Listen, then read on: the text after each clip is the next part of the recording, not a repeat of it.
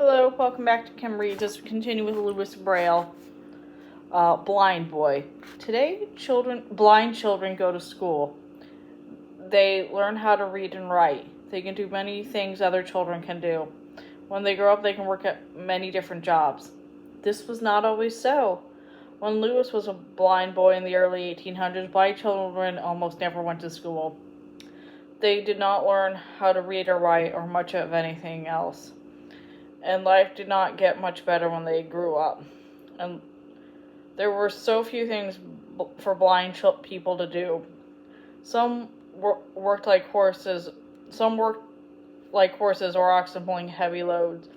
Shoveled coal into factories, but most became beggars.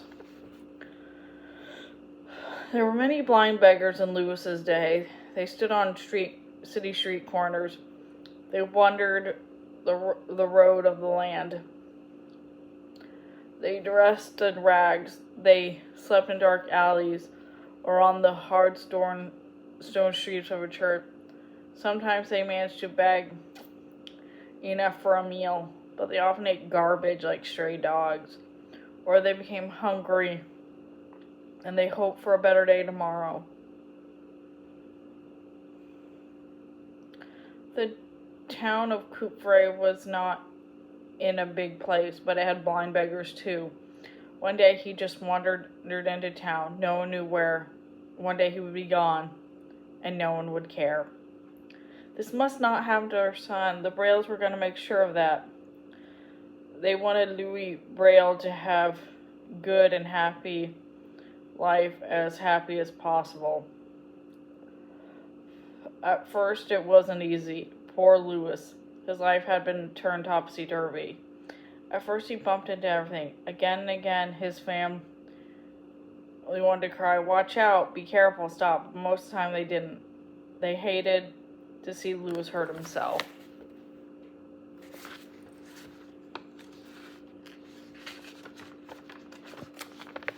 But they wanted to learn how to get around by himself. They didn't want him to grow up blind, as so many blind children did, scared to do anything.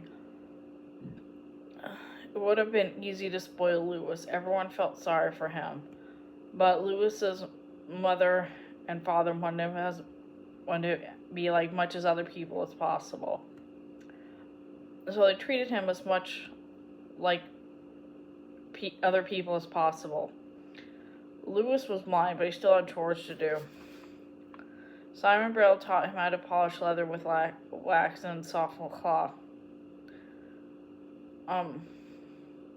Lewis could not see leather growing shiny, but he could not get smoother and smoother until his fingers told him the job was done. Simon also taught his son to weave leather fringes. These gay-colored fringes would hang as decorations from finished harnesses. Lewis also helped his mother around the house. Every evening he helped her set the table for dinner. He just knew where to put each cup and plate and bowl. Every morning he went to the well to fill a basket with drinking water. The bucket was heavy and the path was rocky. Sometimes Lewis stumbled and the water spilled, but he knew there could be no excuses. He knew he had to get some more. Then Simon Braille cut his tongue a long pointed tip cane. That helped. Lewis learned to sweep the cane in front of him as he walked. When it hit something, he knew it was time to stop and turn aside. Sometimes Lewis could tell he was about to bump into something, a wall, a fence, a door, without the cane at all. He did it by singing a tune. "When I sing, I can see my way better," he liked to say. Of course, he couldn't really see. He was always doing what bats have done. But bats can hardly see at all. But they can fly around in the dark caves without bumping into anything. They do it by sound. They make a high squeaking sound as they fly, but sometimes travels ahead of them until it bumps into something hard, like the wall of the cave. The the faintest echo of the sound comes bouncing back. When the bats hear the sound, it is time to turn away. Now, Lewis was learning to do this too. Lewis was learning more and more things as he was growing. He was making sure of himself. Soon the sound of his cane, tap, tap, tap, was heard everywhere in the cobblestone streets of Coupvray. Sometimes he got lost, but this happened less and less often. Lewis was learning to live by clues. He knew he was living near a bakery by the heat of the ovens and the spicy sweet smells. Lewis could tell all sorts of things by their shapes and the way things felt.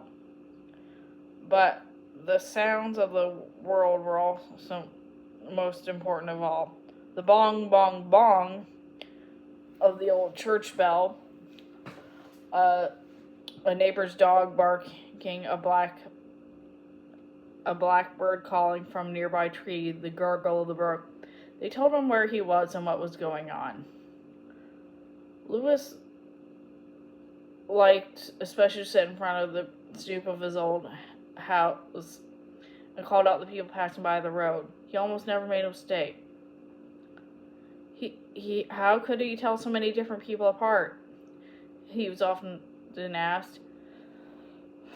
It's so easy, he always said. After all, a two-cart wheel sounded very different from a four-wheeled wagon, and the fast clip-clop of a team of horses sounded different from the slow plod of a yoke of oxen.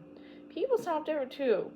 One man had a deep cough. Another had the habit of whistling through his teeth. A third man walked with a limp. Don't you see? Lewis felt like saying there's so many ways to tell people apart if you only listen. And that's the end of that chapter. See you later.